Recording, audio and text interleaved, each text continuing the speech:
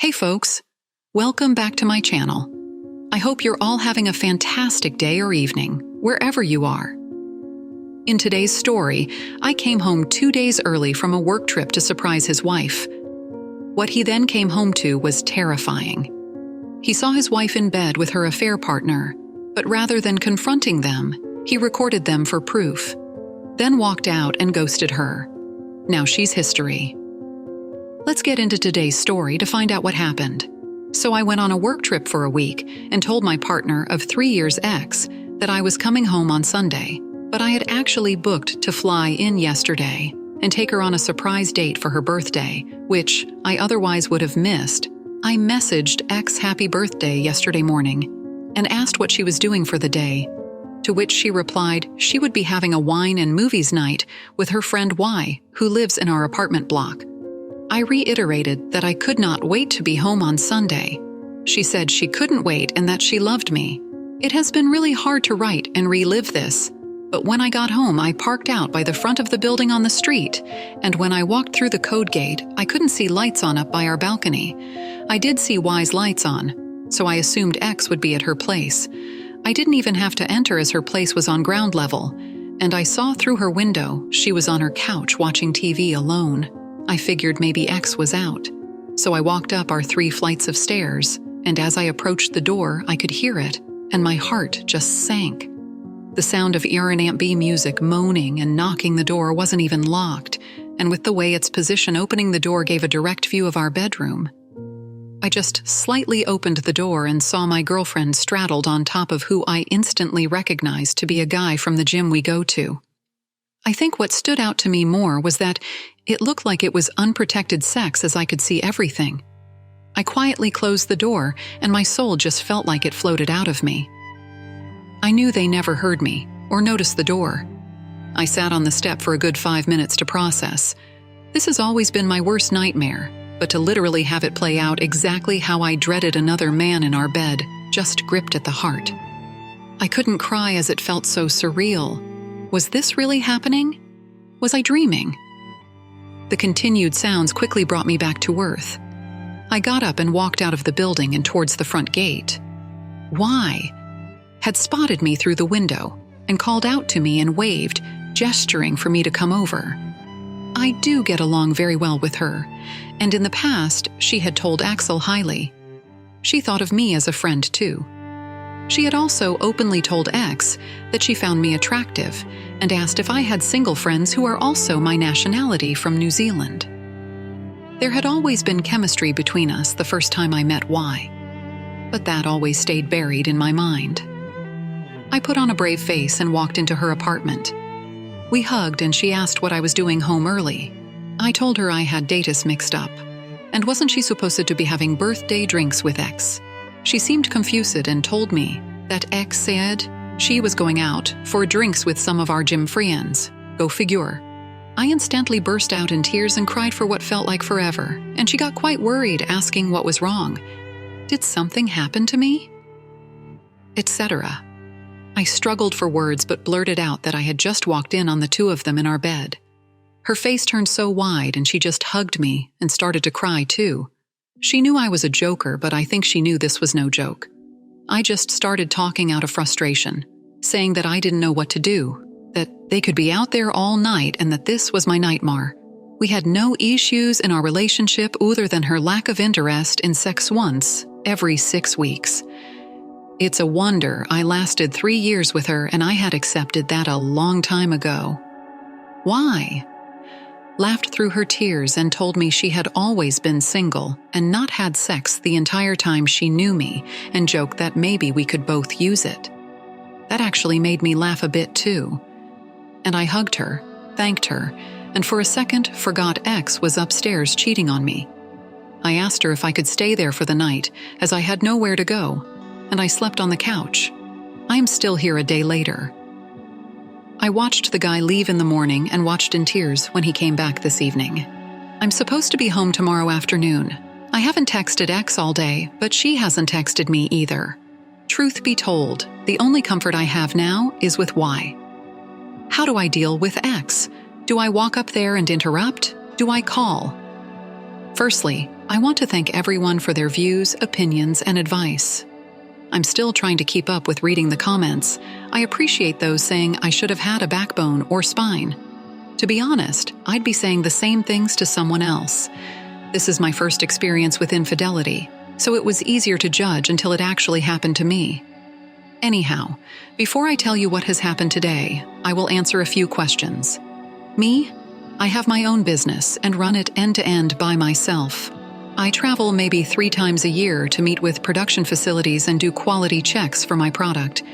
Physically, I am 6'6", 124 kilograms, and I play rugby and have done a lot of boxing, so I can definitely defend myself.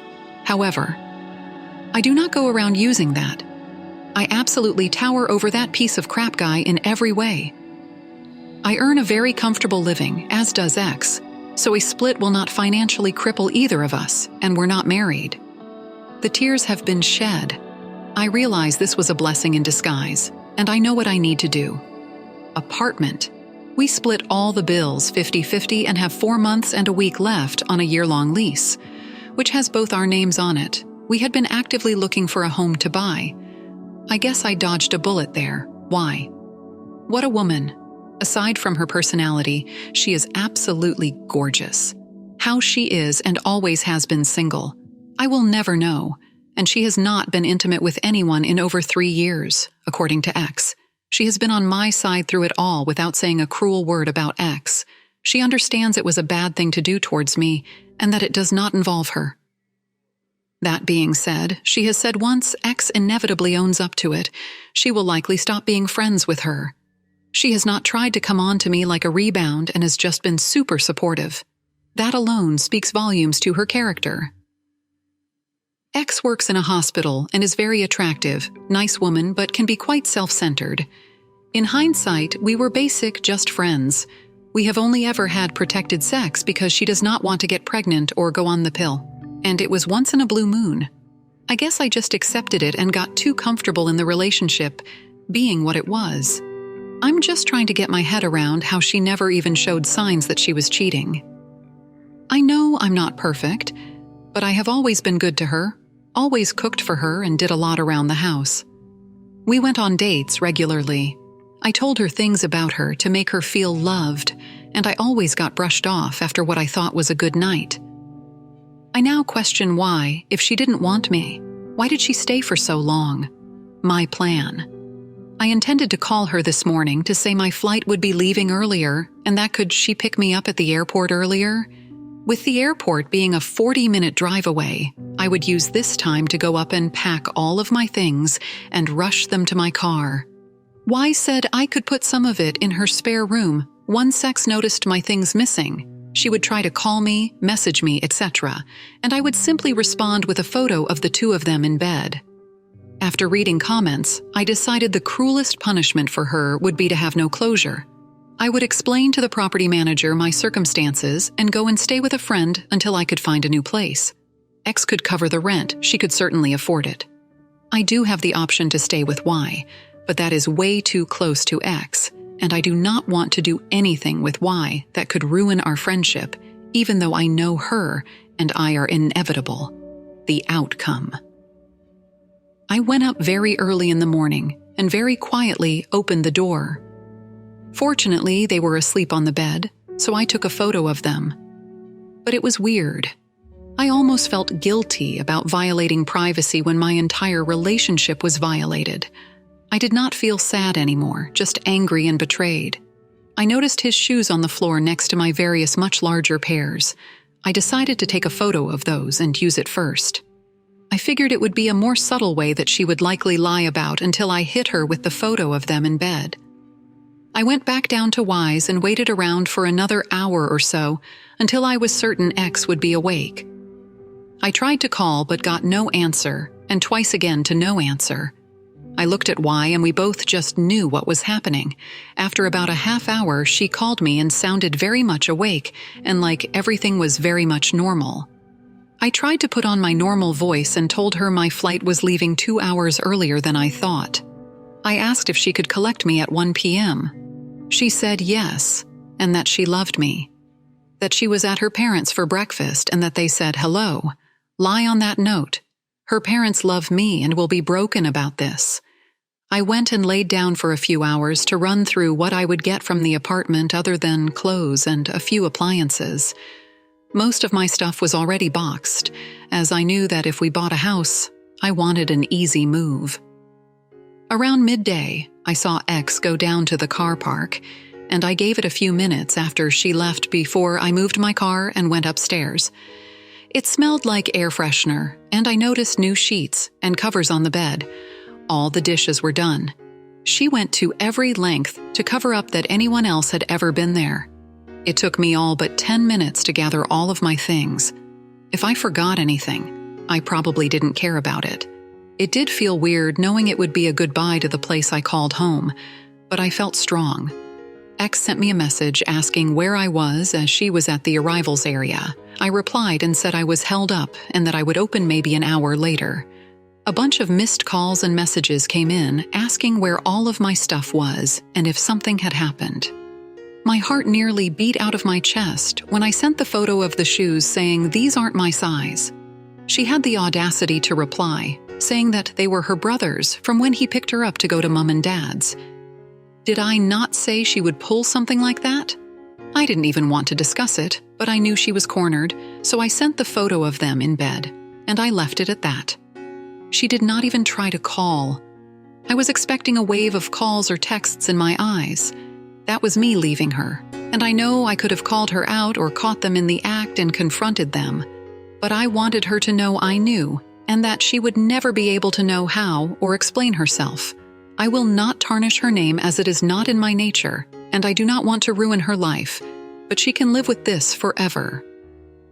Although I doubt she has a conscience, I have left Wise, as I know X will be down to see her soon, and I'm at my friend's nearby, collecting today's rundown to relay to you all.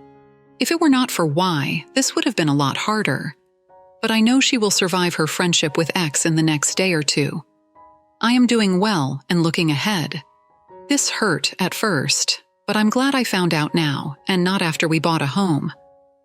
I have sent an email to the property manager informing her of our sudden split, and that she would be covering the rent until the lease ended, and that she could keep the bond. I think the paying for X will be when Y and I begin our inevitable relationship. Good for you, Opie. Glad to hear that you didn't tolerate any of the crap your ex has put you through and have immediately moved on. You do not need to give her any kind of closure whatsoever. She needs to suffer the consequences for her actions and the pain she has caused you. If I were you, I would not get involved with Y right now. I feel like it is too early for you to do that. Instead, I would call your friends and family. Tell them everything that happened and ask if you can stay with them temporarily for the time being. If you're on a lease with her, then contact your landlord and tell them what happened so that you can get taken off. I wish you the best with your situation, Opie. Thanks for taking the time to listen to today's story. Don't forget to like and subscribe if you haven't done so yet, and comment below on what your thoughts are on today's story. If there is a story you would like to share with me about your own situation or someone else's, then please do not hesitate to contact me. Take care, everyone.